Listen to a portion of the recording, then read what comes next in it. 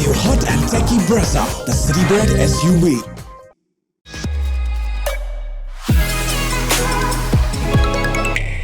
The last time these two teams met at this venue, everything was on the line and they delivered an all-time classic of an IPL final. They meet now in match 59 of IPL 2024 with the stakes quite different. Gujarat Titans are meandering towards the bottom of the points table.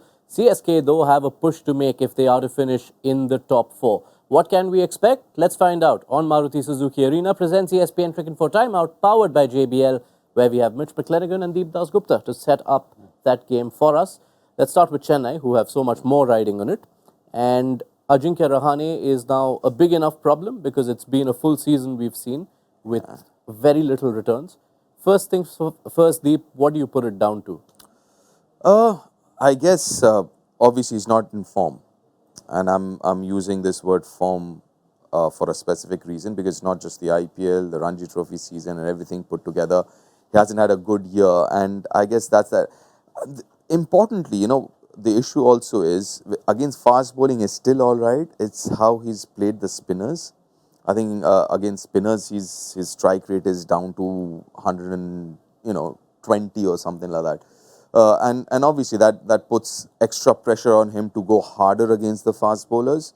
So I think everything put together, I think that's one area that CSK might want to look into, because that's something that they need to address at this stage of the tournament. Do you drop him? Yeah, it's a difficult one, right? Knowing the way CSK operate, they like to stick with their senior players and back them in, and because they know when it comes to big games, historically, their senior players have always stood up. So there's probably a bit more rope than a lot of other franchises would give Rahane. It's what changes you would make if you were to drop him, and what do they have available. They're pretty spare on the reserve side. They've got Rizvi, who has come in a later role, like an impact role, where Deep, you were saying to me, he can bat 3 or 4, which would kind of give you the option of maybe putting Daryl Mitchell to the top if you were going to drop Rahane. Rizvi maybe taking a risk with him at 3. And then throughout this IPL, what we've seen, the earlier Daryl Mitchell comes in, the more effective he is. He hasn't done the role which they bought him for in the middle there. So that might be an option, because they really do need to start looking at how many runs they've been able to score, because we've seen both games that Dubé hasn't scored runs. They've looked like they're going to come short. And to be honest, that last game they didn't get a score that you would have expected in those conditions, Punjab Kings not to chase down. Yeah, I mean, for me, I think there are a lot of those players who can do that job of opening the innings. Daryl Mitchell, yes. Why not Moeen Ali? I mean, you're going to play him. You would need Moeen Ali, the bowler, against the left-hand heavy batting unit of GT. So why not promote him? And if required, you put in another batsman in Rizvi. Then what also happens is then someone like Daryl Mitchell can come into the middle order. Then you push everyone, up front a bit. So then Daryl Mitchell can come higher in the order, higher up the order. And then if you want, you can play an extra bowler, because as good as the bowling unit's been in the absence of some big names, Mustafizur, Pathirana and all of them, you get the option of getting someone else also as a bowler. I mean, it's not that they have a lot of options there, but Mukesh is there. Simerjit did really well. Mukesh did well last season for them. So maybe just get another bowler in or something like that. Given how less a role Moeen Ali has played so far, 6 games, he's bowled 8 overs and batted thrice. Would you have any temptation to give Rachin Ravindra one more go? We've seen that some games out have worked wonderfully well for some other players this season. Look, I don't think so. I think if you're going to bring Rachin Ravindra in, you bring him in for Daryl Mitchell as the option, because now Daryl Mitchell's floating towards the top of the order, which Rachin can do, and that's his role. I think Moeen Ali, particularly against Gujarat Titans, you started to allude to it. He's a weapon against their middle order with the amount of left-handers they've got. He bowls good off spin. Plus, he's also a very good player of spin in the middle. And so if GT keep going the way they're going to operate Rashid and Noor Ahmed during that middle, maybe Sai Kishore. So that gives you the option of him being able to come in and take down spin as well. All right, let's shift our attention to Gujarat Titans, who aren't familiar with this at all. 2 seasons so far, they've topped the league stage both times, but this time they are pretty much out of contention. It's only the most improbable mathematical chance they have keeping them alive. What's at stake for a team like GT, having been so successful in 2 seasons, in these last few games, what matters for them? I think obviously, there's pride.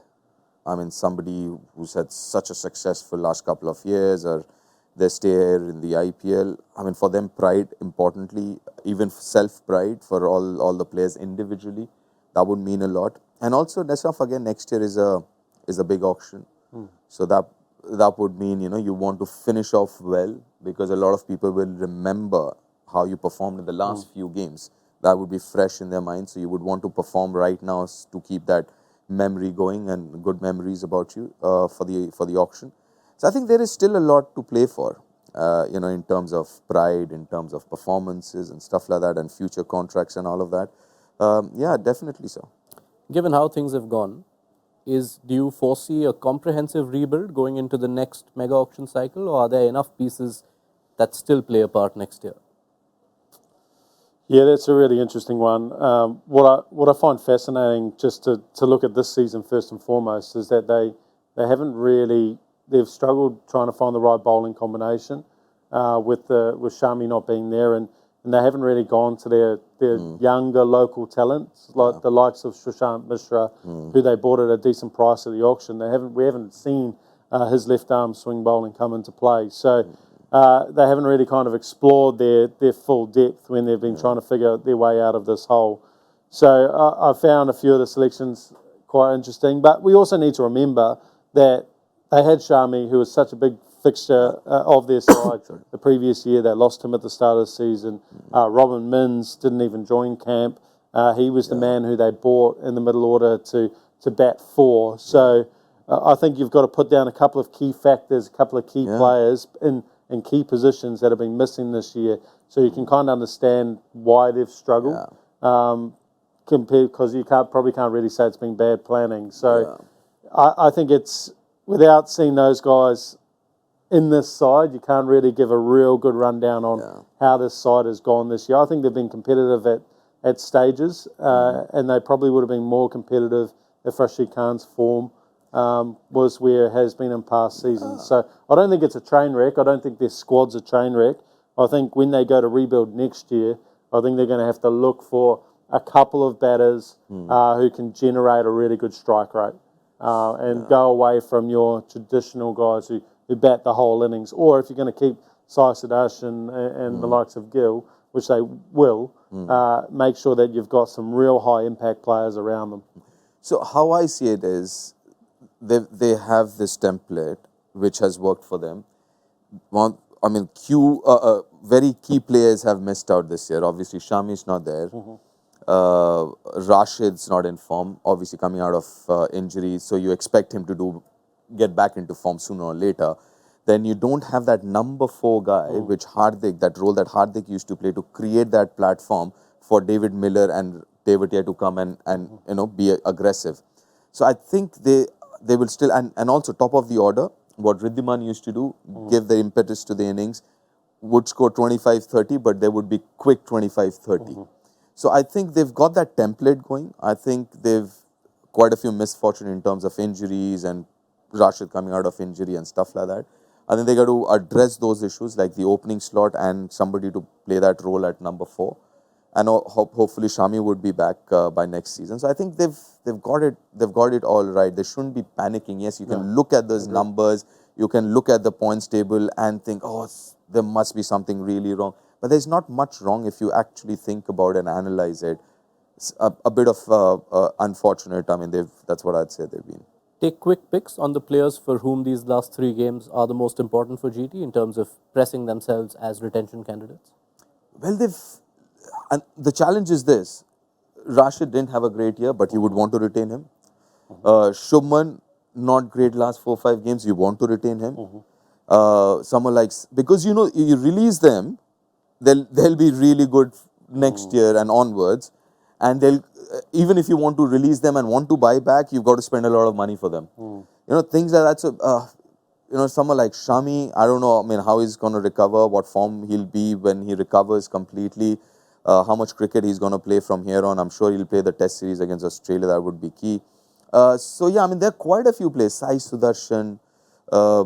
yeah, I mean, David Miller, those names, even though they haven't had a great season, but they're good enough players to be retained. So that's a tricky situation there. Yeah, you're right. I think you're definitely looking at Gill. You're definitely looking at Rashid.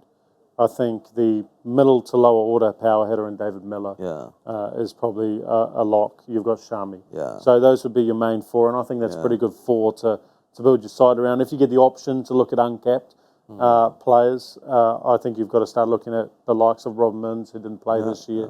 I know no one's really seen him in this light, but he's a quality player. And then Saisadashan, he's on the border for me. I think he's a one-day player, and he's had some very good knocks, including the final last year, where he's shown glimpses of being that explosive player in T20. But I don't think he's done it consistently enough to say, I'm going to retain you at a very high price. I would expect that unless something drastic happens in the next year, that you could get him at a cheaper price because of his strike rate and because of the impact he's had on games this year in particular. Right, let's have quick predictions. Anyone fancying an upset here, if I can call it an upset? What do you mean by an upset? GT winning, on form. No, I don't think. I'm going to go with CSK. I mean, listen, this is the business end and, the kind of experience they have of playing games like these in that camp. I mean, you've got to back CSK. Yeah, I agree. I think GT will be looking at us a final, so will CSK, and we just saw what happened in the Punjab Kings game when CSK knew that there was something on the line. Unanimous verdict here. What do you reckon? Tell us in the comment section. Everyone between CSK and GT though, are hoping for Titans to get the win and stop Super Kings from getting closer to the top four. Be sure to catch the build-up just before toss time on Maruti Suzuki Arena. Presents ESPNcricinfo Timeout, powered by JBL. All new hot and techy Brezza, the Citybird SUV.